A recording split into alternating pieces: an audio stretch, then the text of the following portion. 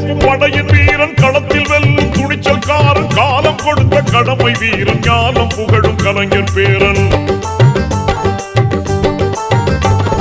கருப்பு சிவப்பு படையின் வீரன் களத்தில் வெல்லும் துணிச்சல்காரன் காலம் கொடுத்த கடமை வீரன் ஞானம் புகழும் கலைஞர் பேரன் திருப்புவளையின் வழியில் வந்த தமிழ் குருதியே இளம் திராவிடருக்கு தலைமை தான்